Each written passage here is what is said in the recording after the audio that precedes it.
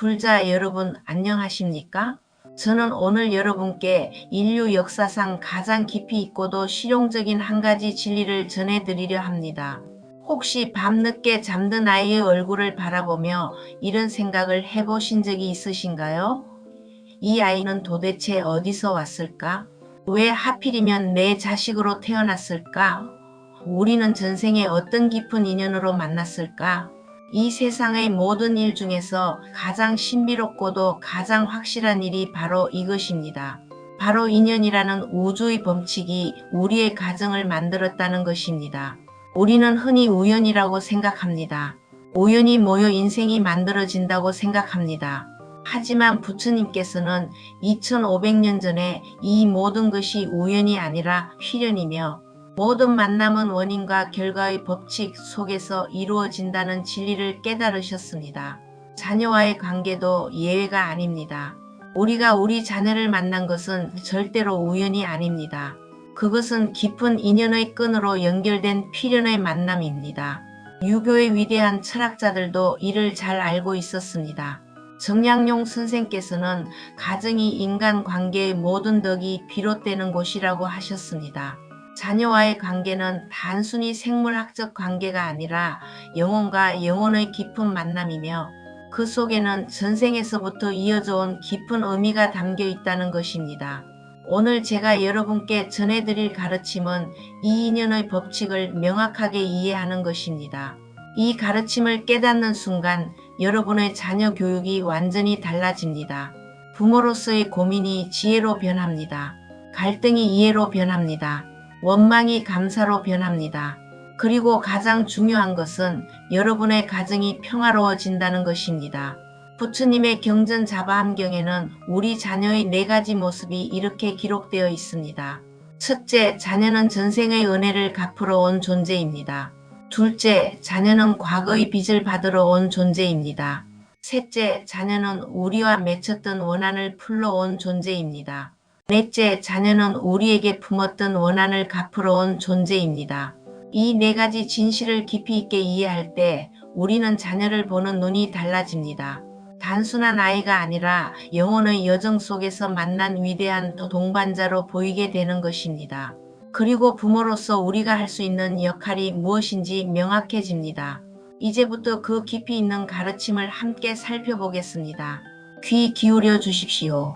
첫 번째, 자녀는 우리에게 빚을 갚으러 온 존재라는 진실입니다. 혹시 이런 자녀를 보신 적이 있으신가요? 태어날 때부터 순하고 착한 아이, 부모의 말씀을 자연스럽게 따르고 효를 실천하는 아이, 공부도 잘하고 성격도 온화한 아이. 이런 자녀를 둔 부모님들은 정말 복받았다는 말을 자주 듣습니다. 주변 사람들이 부러워하고 부모님 자신들도 감사한 마음으로 자녀를 바라보게 됩니다. 그런데 여러분, 혹시 이것이 단순한 우연일까요? 아니면 무작위한 운일까요? 부처님께서는 이것을 명확하게 설명하셨습니다. 과거 생에 우리가 어떤 아이에게 베푼 깊은 은혜가 있다면 그 아이의 영혼은 다시 태어나 그 빚을 갚으러 온다는 것입니다. 이것이 바로 인과응보의 불변의 법칙입니다. 전생에 여러분이 했을지도 모를 그 선한 행동을 생각해 봅시다. 혹은 굶주린 아이에게 밥을 먹여주셨을 수도 있습니다. 혹은 병든 아이를 정성스럽게 돌봐주셨을 수도 있습니다. 혹은 길을 잃고 헤매는 아이를 따뜻하게 집으로 데려다 주셨을 수도 있습니다. 혹은 그 아이의 부모가 이 세상을 떠났을 때 그 외로운 영혼을 거두어 정성스럽게 키워주셨을 수도 있습니다. 그 모든 선한 행동의 공덕, 그 모든 사랑의 실천이 쌓여서 하나의 업이 되었습니다. 그리고 그 선업의 결과로 그 영혼이 이번 생에 여러분의 자녀로 태어난 것입니다. 빚을 갚기 위해서 말입니다. 그래서 이런 자녀들은 특별합니다. 아무도 가르쳐주지 않아도 부모를 공경합니다. 누가 시키지 않아도 부모의 마음을 헤아립니다. 부모를 기쁘게 하기 위해 자발적으로 노력합니다. 이것은 단순한 성격이나 기질의 문제가 아닙니다. 이것은 영혼 깊은 곳에서 비롯된 업보의 발현입니다. 제가 아는 한 분의 보살님 이야기를 들려드리겠습니다.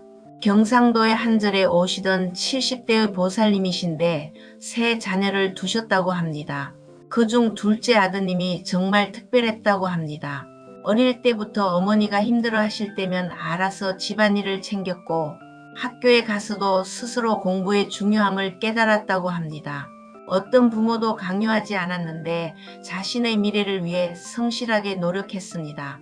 좋은 대학에 가셨고 졸업 후에는 좋은 직장에 취직하셨습니다. 그 아드님은 매달 부모님께 용돈을 드리셨고 결혼 후에도 일주일에 한 번은 반드시 부모님을 뵙겠다는 약속을 지키셨습니다. 보살님이 절에 오셨을 때 저에게 이렇게 말씀하셨습니다. 스님, 저는 전생에 무슨 큰 복을 지었길래 이런 아들을 낳았을까요? 이 아이 때문에 제 노후가 이렇게 편안합니다. 저는 그 보살님께 말씀드렸습니다. 보살님, 그것은 전생의 인연입니다. 보살님께서 전생에 그 영혼에게 베푼 큰 은혜가 있었기 때문에 이번 생에 그 영혼이 아드님으로 태어나 그 빚을 갚고 계신 것입니다. 이것이 바로 부처님께서 말씀하신 인과응보의 이치입니다. 그 보살님은 눈물을 흘리시며 고개를 끄덕이셨습니다. 그 순간부터 그 보살님의 감사의 마음은 더욱 깊어졌다고 합니다. 단순히 좋은 자녀를 둔 운이 좋은 사람이 아니라 자신의 선한 행동이 이렇게 귀한 결과를 낳았다는 깨달음을 얻으셨던 것입니다. 불자 여러분, 만약 여러분의 자녀가 이런 아이라면 정말로 감사하셔야 합니다. 그것은 여러분이 과거생의 선업을 많이 지으신 결과입니다. 하지만 여기서 정말 중요한 것이 있습니다. 그렇다고 해서 방심해서는 안 된다는 것입니다. 유교의 정신을 생각해 봅시다. 이황 선생께서는 효도란 단순히 부모에 대한 의무가 아니라 우주의 도리를 깨닫는 길이라고 하셨습니다. 마찬가지로 우리 부모도 이 깨달음을 유지해야 합니다. 아무리 좋은 인연으로 만난 자녀라도 부모가 악한 행동을 하고 자녀에게 화를 내고 욕설을 퍼붓는다면 어떻게 될까요?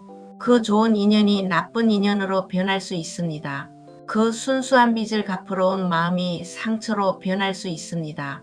부처님께서는 법구경에서 이렇게 말씀하셨습니다. 모든 악을 짓지 말고 모든 선을 받들어 행하며 스스로 그 마음을 깨끗이 하라. 이것이 모든 부처님의 가르침이니라. 이 말씀은 단순히 도덕적 훈계가 아닙니다. 이것은 인과응보의 법칙을 따르라는 우주의 명령입니다. 따라서 오늘부터 이렇게 실천해 보십시오. 아침에 일어나 자녀의 얼굴을 보며 이렇게 생각하십시오. 이 아이는 전생의 은혜를 갚으러 온 귀한 인연이구나. 나는 이 인연을 더 소중하게 대해야겠구나. 그리고 자녀가 무언가를 도와줄 때 아무리 사소한 일이라도 진심으로 감사를 표현하십시오. 설거지를 도와줘도 고맙다고 말씀하십시오. 쓰레기를 버려주셔도 고맙다고 말씀하십시오. 말동무가 되어주셔도 고맙다고 말씀하십시오. 이런 감사의 표현이 쌓이면 그 좋은 인연이 더욱 깊어지고 더욱 강해집니다. 유교의 전통도 이를 강조합니다. 효는 단순히 한 방향의 의무가 아니라 부모와 자녀가 함께 더 나은 사람이 되어가는 상호적 성장의 과정입니다. 그리고 무엇보다 중요한 것은 여러분 자신이 선한 사람이 되어야 한다는 것입니다. 자녀는 부모의 거울입니다. 부모가 선하면 자녀도 선하게 자라갑니다. 부모가 지혜로우면 자녀도 그 지혜를 배웁니다. 부모가 부당함 앞에서 용기 있게 정직함을 택하면 자녀도 그렇게 자라갑니다. 아무리 좋은 인연으로 온 자녀라도 부모의 악한 행동에 물들 수 있습니다. 그 순수한 마음이 사그라질 수 있습니다. 그러므로 항상 부처님의 가르침을 따라 오계를 지키십시오. 선한 말을 하십시오. 선한 행동을 하십시오. 그것이 좋은 인연을 지키는 길입니다. 그것이 자녀의 영혼을 보호하는 길입니다. 그것이 바로 진정한 부모의 역할입니다. 두 번째, 자녀는 우리에게 빚을 받으러 온 존재라는 진실입니다. 이번에는 조금 다른 경우를 말씀드려야 합니다. 혹시 이런 자녀를 아신가요? 태어날 때부터 병약한 아이, 병원비로 가족의 재정을 흔드는 아이, 공부는 하지 않고 오직 놀기만 좋아하는 아이, 부모의 마음을 썩이고 돈만 축내는 아이. 부모님들은 이런 자녀 때문에 평생 고생합니다. 돈을 벌어도 자녀에게 다 들어갑니다. 노후를 준비할 생각은커녕 빚만 늘어갑니다. 주변에서는 그 자녀를 보고 회류나라고 하고 부모님은 자식 복이 없다고 한탄합니다. 그런데 여러분, 이것도 모두 인연입니다.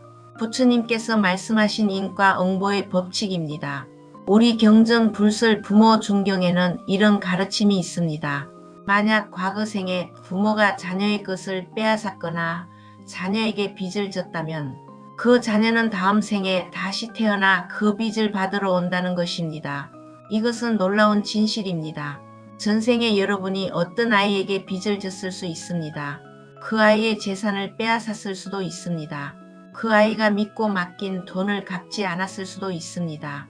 그 아이를 속여 부당한 이익을 취했을 수도 있습니다. 혹은 여러분이 그 아이의 전생 부모였는데 제대로 돌보지 않았을 수도 있습니다. 남겨야 할 유산을 물려주지 않았을 수도 있습니다. 그런 악업의 과보로 그 영혼이 이번 생에 여러분의 자녀로 태어난 것입니다. 그 빚을 받기 위해서 말입니다. 그래서 이런 아이들은 태어나면서부터 부모의 재산을 축냅니다. 이것은 악의적이지 않습니다. 이것은 우주의 법칙입니다. 병원비로, 학원비로, 사고 수습비로 온갖 명목으로 돈이 나갑니다. 부모는 평생을 일합니다. 그런데 남는 게 없습니다. 자녀는 아무리 돈을 써도 만족할 줄을 모릅니다. 이것이 바로 업보의 법칙입니다. 제가 상담했던 한 불자님의 이야기를 들려드리겠습니다. 서울에 사시는 60대의 거사님이신데 외아들 하나를 두셨다고 합니다. 그 아드님이 어릴 때부터 문제였다고 합니다. 건강이 안 좋아서 병원을 달고 사셨습니다. 학교도 제대로 다니지 않고 게임만 했습니다. 대학도 겨우 들어가셨는데 중퇴했습니다. 직장도 다녀보셨지만 몇 개월을 넘기지 못했습니다. 지금은 35살인데 아직도 부모님 집에 얹혀 살며 용돈을 받습니다. 그 거사님은 평생 모은 돈을 다 아드님께 쏟아부으셨습니다. 노후 자금도 없습니다. 퇴직금도 다 아드님의 병원비로 나갔습니다. 그 거사님이 절에 오셔서 저에게 눈물로 호소하셨습니다. 스님, 저는 전생에 무슨 죄를 지었길래 이런 자식을 낳았을까요? 차라리 자식이 없었으면 좋겠다는 생각까지 듭니다. 저는 그 거사님께 조심스럽게 말씀드렸습니다. 거사님, 이것도 인연입니다. 아마도 전생의 거사님께서 그 영혼에게 빚을 지으셨던 것 같습니다. 그래서 이번 생에 그 영혼이 아드님으로 태어나 그 빚을 받아가고 계신 것입니다.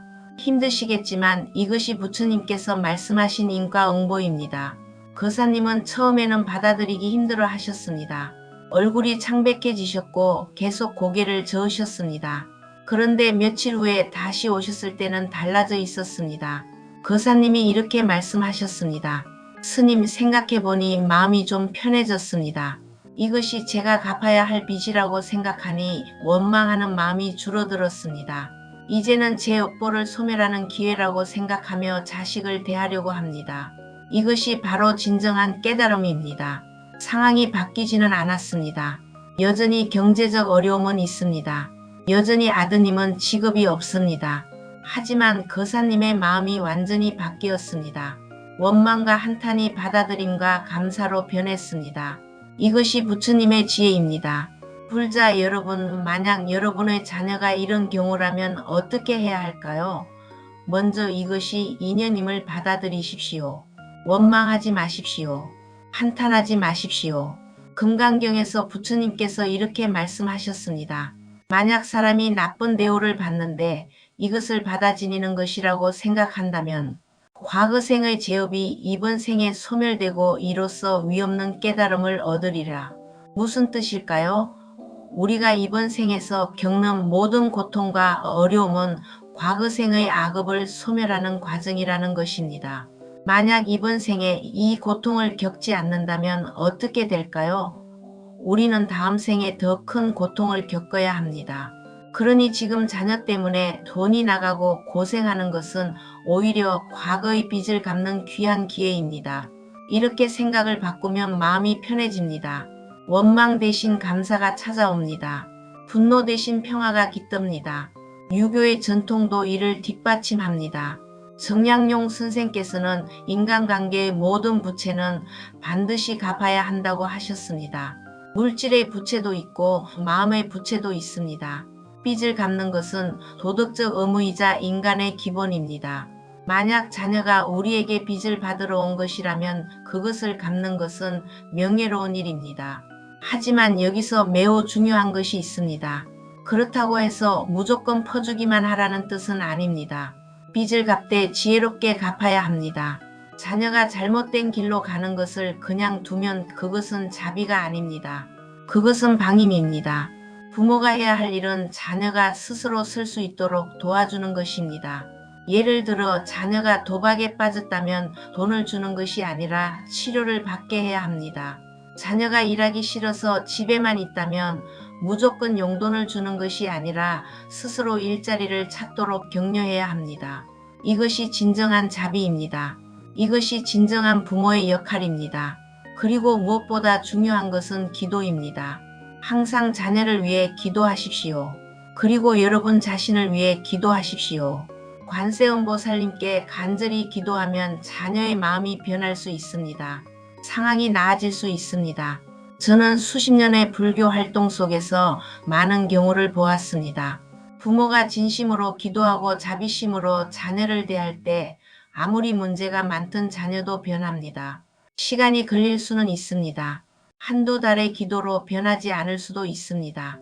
하지만 부모가 포기하지 않고 계속 기도할 때 반드시 변화가 옵니다. 왜냐하면 그것이 부처님의 자비심이기 때문입니다. 세 번째, 자녀는 우리와 원한을 풀러온 존재라는 진실입니다. 이번에는 또 다른 경우를 말씀드리겠습니다. 혹시 이런 자녀를 보신 적이 있으신가요? 부모와 끊임없이 충돌하는 아이, 무엇을 해도 서로 마음이 안 맞는 아이, 함께 있으면 늘 다투게 되는 아이. 부모는 자녀를 사랑하는데 자녀는 부모를 미워하는 것 같습니다. 자녀는 자기 나름대로 노력하는데 부모 눈에는 하나도 안 차 보입니다. 이런 관계는 정말로 고통스럽습니다. 사랑하고 싶은데 사랑할 수 없습니다. 이해하고 싶은데 이해가 되지 않습니다. 가까이 하고 싶은데 자꾸만 멀어집니다. 특히 자녀가 사춘기를 지나 성인이 되어서도 이런 관계가 계속되면 부모는 정말로 힘듭니다. 밤새 생각합니다. 내가 뭘 잘못했을까? 어디서부터 어긋난 걸까? 끊임없이 자책합니다. 자살까지 생각하는 부모도 있습니다. 그런데 여러분, 이것도 인연입니다. 과거생의 원한이 아직 풀리지 않은 것입니다. 우리 경전 불설선악업보경에는 이런 가르침이 있습니다. 만약 과거생의 두 영혼 사이에 깊은 원한이 있었다면 그들은 다음 생에 부모와 자녀로 만나 그 원한을 풀게 된다고 하셨습니다. 이것은 부처님의 자비입니다. 전생에 여러분과 그 영혼 사이에 무슨 일이 있었을 수 있습니다. 서로 미워했을 수도 있습니다. 한쪽이 다른 쪽에게 큰 상처를 주었을 수도 있습니다. 원수 사이였을 수도 있습니다. 전쟁에서 서로 죽이고 죽는 사이였을 수도 있습니다. 사랑하다가 배신당한 사이였을 수도 있습니다. 사업 파트너였다가 한쪽이 배신한 경우일 수도 있습니다. 그런데 왜 부처님께서는 이렇게 깊은 원한을 가진 두 영혼을 부모와 자녀로 만나게 하셨을까요? 이것은 가장 깊은 자비입니다. 부모와 자녀는 가장 가까운 관계이기 때문입니다. 가장 가까운 관계에서 서로를 이해하고 용서하면 그 원한이 풀릴 수 있습니다. 어떤 다른 관계보다도 깊이 있는 소통이 일어날 수 있습니다. 어떤 다른 방식보다도 진정한 용서가 가능합니다. 이것이 부처님의 자비심입니다. 하지만 여기서 중요한 것이 있습니다. 이 원한을 푸는 것은 선택입니다. 부모와 자녀가 서로 노력해서 이해하고 용서하면 원한이 풀립니다. 하지만 서로 더 미워하고 더 상처를 주면 원한이 더 깊어집니다. 그래서 부처님께서는 늘 용서와 자비를 강조하신 것입니다. 제가 상담했던 한 불자님의 이야기를 들려드리겠습니다. 부산에 사시는 65세의 보살님이신데 딸 하나를 두셨다고 합니다. 그 딸이 어릴 때부터 엄마와 사사건건 부딪혔다고 합니다. 엄마가 공부하라고 하면 놀러 나가고 일찍 들어오라고 하면 늦게 들어오고 무엇을 해도 반대로만 했습니다. 어릴 때는 그러려니 했는데 성인이 되어서도 계속 그랬습니다. 결혼 상대도 엄마의 반대를 무릅쓰고 했습니다. 출산 후에도 친정에 거의 오지 않았습니다. 보살님은 딸이 정말로 원망스러웠다고 합니다. 내가 낳아서 키웠는데 왜 이렇게 날 미워할까? 내가 뭘 잘못했을까? 밤마다 울었다고 합니다. 마음의 병이 생겼고 신체 질환까지 생겼습니다. 그러다가 어느 날 절에 오셔서 저에게 상담을 요청하셨습니다. 저는 보살님께 차근차근 설명해 드렸습니다. 보살님, 이것은 전생의 원한 때문일 수 있습니다. 이번 생에서 그 원한을 풀어야 합니다. 하지만 이를 푸는 방법은 매우 간단합니다. 보살님께서 먼저 변하시면 됩니다. 보살님은 처음에는 이해하기 힘들어 하셨습니다. 내가 뭘 잘못했는데 내가 먼저 변해야 한다고? 하지만 며칠 후에 다시 오셨을 때는 달라져 있었습니다. 보살님이 이렇게 말씀하셨습니다. 스님, 생각해보니 제가 딸에게 참 못했던 것 같습니다. 딸이 원하는 것을 들어주지 않고 제 마음대로만 하려고 했던 것 같습니다. 딸의 입장에서 생각해보니 저도 이해가 됩니다. 만약 제가 누군가의 딸이었다면 저도 그렇게 했을 것 같습니다. 그날부터 보살님은 달라지셨습니다. 먼저 딸에게 연락하셨습니다. 딸의 이야기를 들어주기 시작하셨습니다. 딸의 선택을 존중하기 시작하셨습니다. 처음에는 딸이 냉랭하게 반응했습니다. 반신반의하는 표정이었습니다. 하지만 몇 달이 지나자 조금씩 딸이 마음을 열기 시작했습니다. 지금은 일주일에 한 번씩 통화합니다. 한 달에 한 번은 만납니다. 완전히 좋아진 것은 아니지만 예전보다 훨씬 나아졌습니다. 보살님은 이렇게 말씀하셨습니다. 스님, 제가 먼저 변하니까 딸도 변하더군요. 이제야 알겠습니다. 원한을 푸는 것은 제 몫이었다는 것을요. 이것이 부처님의 지혜입니다. 상대방이 변하기를 기다리지 말고 자신이 먼저 변하는 것입니다. 물자, 여러분, 만약 여러분과 자녀 사이에 이런 문제가 있다면 어떻게 해야 할까요? 먼저 여러분이 먼저 변해야 합니다. 법구경에서 부처님께서 이렇게 말씀하셨습니다. 이 세상에서 원한은 원한으로 풀리지 않고 오직 원한 없음으로만 풀린다. 이것은 영원한 진리이니라. 무슨 뜻일까요? 원한은 더 큰 원한으로는 절대로 풀리지 않는다는 것입니다. 자녀가 나를 미워한다고 해서 내가 자녀를 더 미워하면 어떻게 될까요? 원한이 더 깊어집니다. 다음 생에는 더 나쁜 관계로 만날 수 있습니다. 그러니 누군가는 먼저 용서해야 합니다. 그것이 부모의 역할입니다. 자녀보다 나이가 많습니다. 경험이 더 많습니다. 지혜가 더 많습니다. 그렇다면 부모가 먼저 다가가야 합니다. 오늘부터라도 이렇게 실천해 보십시오. 자녀와 다투었다면 먼저 사과하십시오. 내가 옳다고 우기지 마십시오. 자녀의 입장에서 생각해 보십시오. 자녀는 왜 그렇게 행동했을까? 어떤 아픔이 있을까? 내가 무엇을 놓쳤을까? 그리고 자녀에게 이렇게 말해 보십시오. 아, 엄마가 너를 제대로 이해하지 못했구나. 엄마가 부족한 부모였구나. 용서해달라. 이런 진심 어린 말 한마디가 얼어붙은 관계를 녹일 수 있습니다. 이것이 부모가 할 수 있는 가장 강력한 무기입니다. 시간이 걸릴 수도 있습니다. 한 번의 사과로 모든 것이 해결되지 않을 수도 있습니다. 하지만 포기하지 마십시오. 계속 노력하고 계속 사랑하고 계속 기도하십시오. 부처님께서는 우리에게 무한한 자비심을 가르쳐 주셨습니다. 그 자비심으로 자녀를 대하면 반드시 변화가 옵니다. 왜냐하면 자비심은 모든 원한을 녹이는 가장 강력한 힘이기 때문입니다. 유교에서도 이를 강조합니다. 공자께서는 악에 보복하지 말고 직으로 이기라고 하셨습니다. 부모와 자녀 사이의 갈등도 마찬가지입니다. 원한으로 맞대응하지 말고 정직한 사랑으로 이겨내야 합니다. 네 번째, 자녀는 우리에게 원한을 갚으러 온 존재라는 진실입니다. 이제 마지막이자 가장 어려운 경우를 말씀드리겠습니다. 이것은 정말로 힘든 이야기입니다. 하지만 꼭 알아두셔야 할 진실입니다. 혹시 이런 경우를 들어보셨나요? 부모에게 폭력을 휘두르는 자녀, 부모의 재산을 모두 탕진하고 집안을 망하게 하는 자녀, 심지어 부모를 죽음에 이르게 하는 자녀, 뉴스에서 가끔 보는 그 폐륜 사건들 말입니다. 사람들은 그런 뉴스를 보며 어떻게 자식이 그럴 수 있냐고 분노합니다. 그리고 그런 자녀를 둔 부모를 불쌍히 여깁니다.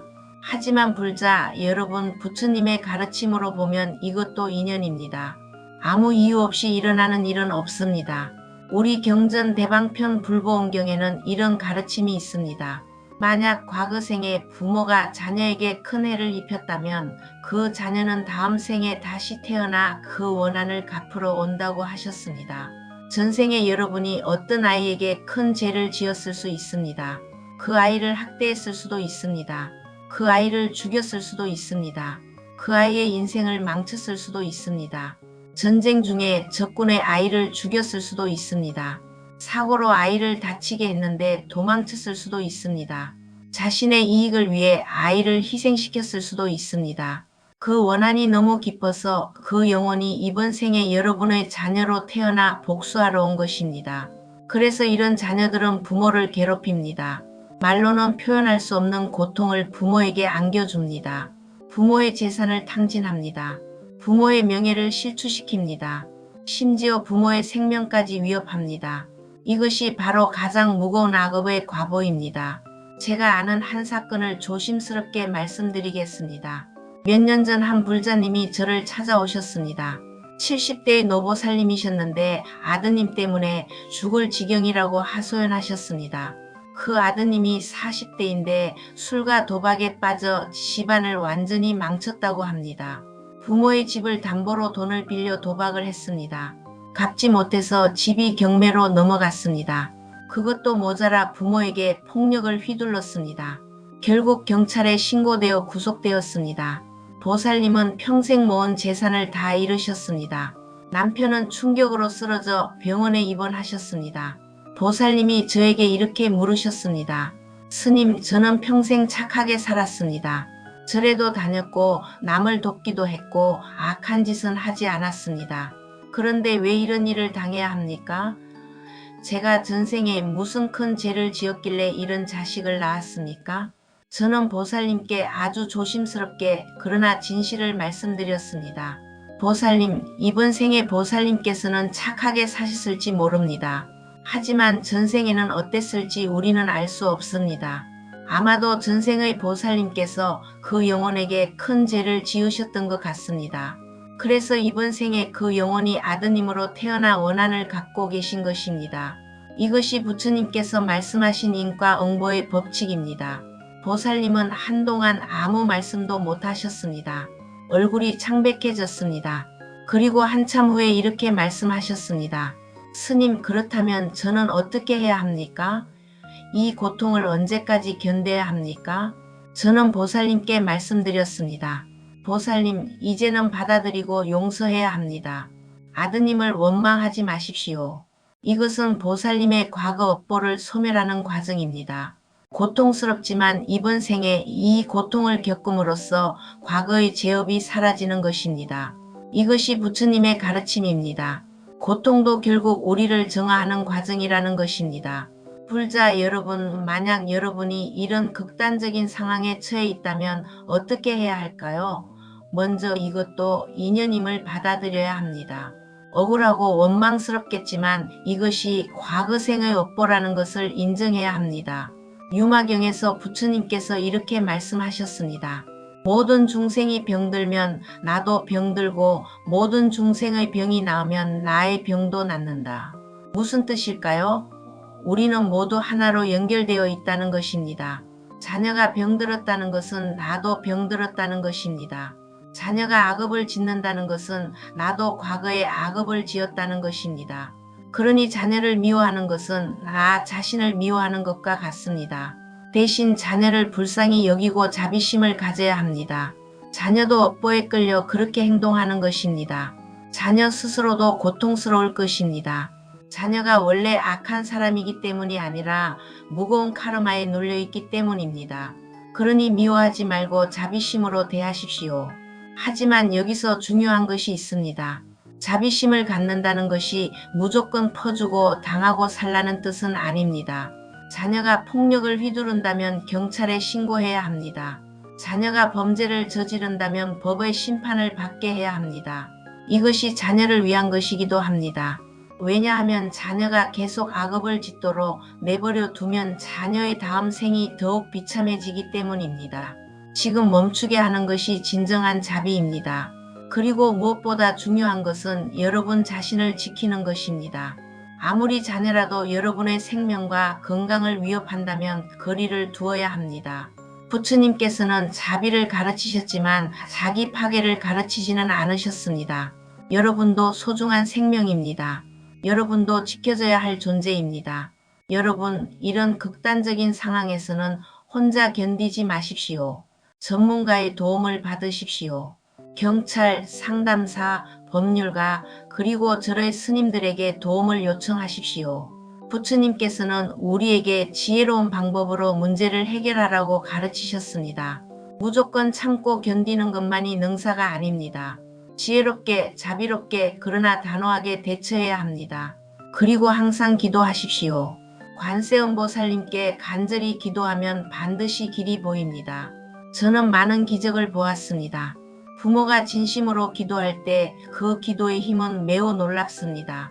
제가 아까 말씀드린 그 보살님은 지금 어떻게 되셨을까요? 그 후로 보살님은 매일 절에 나오셨습니다. 아드님을 용서하고 자신의 업보를 감당하고 모든 중생의 평화를 기원하셨습니다. 1년이 지나자 놀라운 변화가 일어났습니다. 감옥에 있던 아드님이 편지를 보냈습니다. 자신의 잘못을 뉘우치고 출소 후에는 새 사람이 되겠다고 했습니다. 그리고 실제로 출소 후에 술과 도박을 끊었습니다. 열심히 일하기 시작했습니다. 부모님께 조금씩 갚아 나가기 시작했습니다. 완전히 회복된 것은 아니지만 예전과는 완전히 다른 사람이 되었습니다. 보살님은 이렇게 말씀하셨습니다. 스님, 제가 먼저 용서하고 감당하니까 아드님도 변하더군요. 부처님의 자비심은 정말 위대합니다. 이것이 부처님의 지혜입니다. 이것이 인과응보의 법칙입니다. 불자 여러분, 이것이 부처님께서 가르쳐 주신 4가지 진실입니다. 자녀는 우리에게 빚을 갚으러 왔거나 빚을 받으러 왔거나 원한을 풀러 왔거나 원한을 갚으러 온 존재입니다. 이 4가지 중 어떤 경우든 모두 과거생의 인연입니다. 아무 이유 없이 우연히 만난 것이 아닙니다. 모든 것에는 원인이 있고 결과가 있습니다. 이것이 우주의 법칙입니다. 이것이 불변의 진리입니다. 그렇다면 우리는 어떻게 해야 할까요? 첫째, 좋은 인연이든 나쁜 인연이든 모두 받아들이고 감사해야 합니다. 빚을 갚으러 온 자녀에게는 더욱 감사하고 잘 대하십시오. 빚을 받으러 온 자녀에게는 기꺼이 빚을 갚으며 업보를 소멸하십시오. 원한을 풀러 온 자녀와는 용서하고 이해하며 원한을 푸십시오. 원한을 갚으러 온 자녀는 자비심으로 대하며 새로운 선업을 쌓으십시오. 둘째, 이번 생에서 새로운 악업을 짓지 말아야 합니다. 아무리 자녀가 못되게 굴어도 우리까지 악하게 대하면 다음 생에 더 나쁜 관계가 됩니다. 항상 자비심을 잃지 말고 선한 마음으로 대해야 합니다. 법구경에서 부처님께서 이렇게 말씀하셨습니다. 성내는 자를 사랑으로 이기고 악한 자를 선함으로 이기며 인색한 자를 보시로 이기고 거짓말하는 자를 진실로 이기라. 자녀가 우리를 미워해도 우리는 사랑하십시오. 자녀가 악해도 우리는 선하십시오. 자녀가 인색해도 우리는 베푸십시오. 자녀가 거짓을 말해도 우리는 진실하십시오. 그것이 진정한 승리입니다. 그것이 부모의 역할입니다. 유교에서도 강조하는 바입니다. 자녀의 모습에 관계없이 부모는 항상 성과 정직을 지켜야 한다는 것입니다. 셋째, 항상 기도하고 수행해야 합니다. 부모가 수행하면 자녀도 영향을 받습니다. 부모가 착하면 자녀도 착해집니다. 부모가 지혜로우면 자녀도 지혜로워집니다. 부모가 기도하면 그 기도가 자녀에게 전해집니다. 매일 아침 저녁으로 관세음보살님께 기도하십시오. 자녀의 평안과 행복을 빌어주십시오. 자녀가 선한 길로 가기를 기도하십시오. 그 기도는 반드시 자녀에게 전해집니다. 이것은 과학이 아니라 영혼의 통신입니다. 넷째, 이 가르침을 많은 사람들과 나누어야 합니다. 여러분처럼 자녀 문제로 고민하는 분들이 정말 많습니다. 이 진실을 알면 마음이 편해집니다. 관계가 나아집니다. 가정의 평화가 찾아옵니다.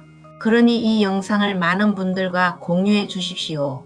댓글로 여러분의 경험을 나누어 주십시오. 함께 나누면 함께 성장합니다. 함께 치유됩니다. 함께 행복해집니다. 불자 여러분, 긴 시간 제 법문을 들어주셔서 감사합니다. 오늘 말씀드린 내용을 정리해 드리겠습니다. 우리 자녀는 첫째, 우리에게 빚을 갚으러 온 존재이거나, 둘째, 우리에게 빚을 받으러 온 존재이거나, 셋째, 우리와 원한을 풀러 온 존재이거나, 넷째, 우리에게 원한을 갚으러 온 존재입니다. 이 모든 것은 과거 생에 엿보이며 이번 생에서 우리가 어떻게 대하느냐에 따라 다음 생의 인연이 결정됩니다. 따라서 항상 자비심을 가지고 선한 마음으로 지혜롭게 자녀를 대하십시오. 그것이 부처님께서 가르쳐 주신 길입니다. 그것이 우주의 법칙을 따르는 길입니다. 그것이 여러분의 가정을 평화로운 곳으로 만드는 길입니다. 오늘 이 법문이 여러분께 도움이 되셨기를 바랍니다. 좋아요 버튼을 눌러주시고 구독과 알림 설정도 꼭 해주십시오. 그리고 댓글로 여러분의 이야기를 들려주십시오. 여러분의 고민을 함께 나누고 함께 해결해 나가겠습니다. 이 귀한 가르침을 더 많은 분들께 전하고 싶으시다면 공유 버튼을 눌러주십시오. 한 분 한 분의 작은 실천이 모여서 큰 변화를 만듭니다.